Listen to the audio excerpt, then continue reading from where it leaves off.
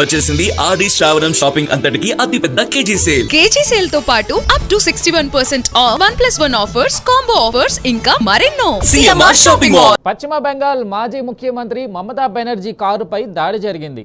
ఉత్తర 24 పరగణాల జిల్లాలో ఆమె ప్రయాణిస్తున్న కారుపై ఆందోళనకారులు దాడి చేశారు. పోలీసు కస్టడీలో టీఎంసీ పార్టీ కార్యకర్త మరణించాడని ఆ పార్టీ బెంగాల్లో తీవ్ర నిరసన తెలుపుతుంది.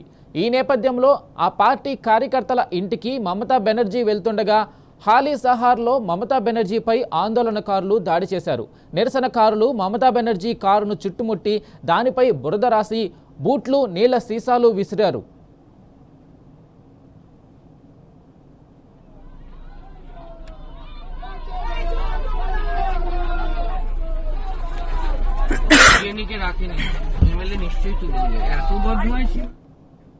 ఈ దాడిపై మమతా బెనర్జీ నిప్పులు చెరిగారు. పోలీసుల కళ్ల ముందే అసాంఘిక శక్తులు తన కారుపై పెద్ద రాళ్లను విసిరారన్నారు. కారు కిటికీ అద్దాలు తెరిచి ఉంటే తన తల పగిలిపోయేదని, అంత దారుణంగా దాడి చేశారని ఆవేదన వ్యక్తం చేశారు. ఇదంతా పోలీసుల సమక్షంలోనే జరిగింది.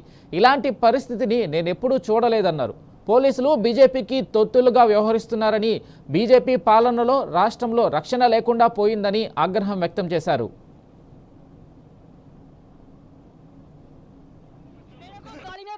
पत्थर मारा गया बाहर से एंटी सोशल पुलिस का सामने में हमको इतना गाड़ी को अटैक किया। अगर हम गाड़ी का कांच शीशा खुला रखता तो हमारा माथा फाट जाता, हम लोग सब मर जाता।